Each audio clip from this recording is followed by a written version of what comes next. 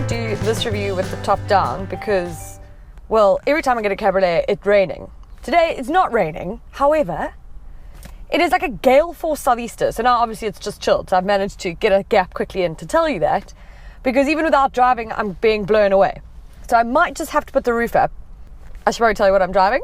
I'm in the Mazda MX-5 RF, which is retractable fastback, which was launched near the beginning of this year in South Africa. You'll remember last year I had the MX-5, the manual.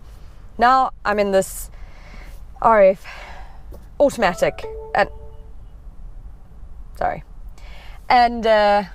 well, it's not as exciting, I have to be honest, but more about that later. I walked across an empty land. I knew the pathway like the back of my hand.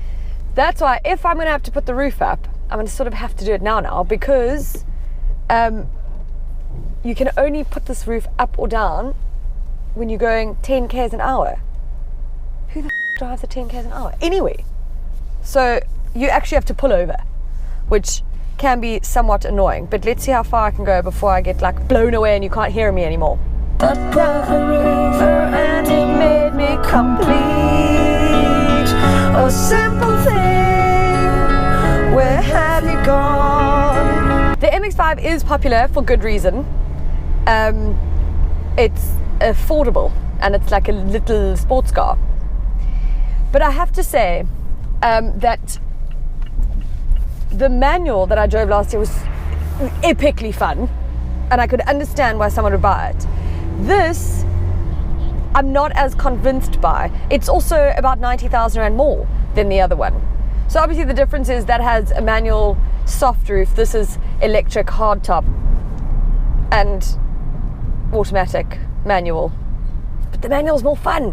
Do you know what I mean? I need somewhere to begin. I came across. So the roof takes 13 seconds to go up or down, which is not bad. It's quick enough if you do have to pull over. But like I say, pulling over, what a mish.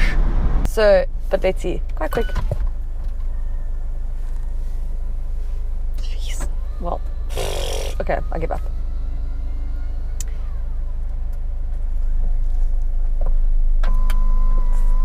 Softer.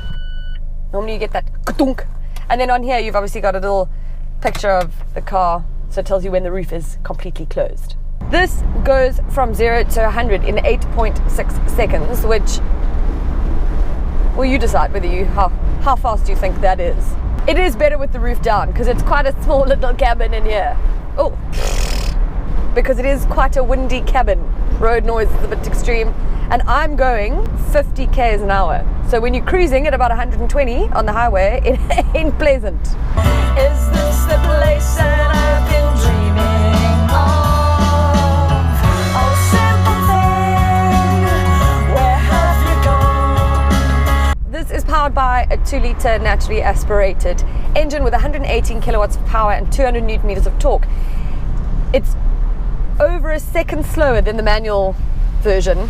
And you have to work quite hard for this to sort of get it out what you want from it. But isn't that maybe what driving enthusiasts like? You know, being made to work a bit harder. I personally do not really. I feel like it should be easy. It's sort of really fun to throw around corners, and I think that's where the appeal comes in for me, is that you've got the small, tight, compact little rocket that is really fun on a mountain pass, etc. Whoa. I mean, I'm not even driving.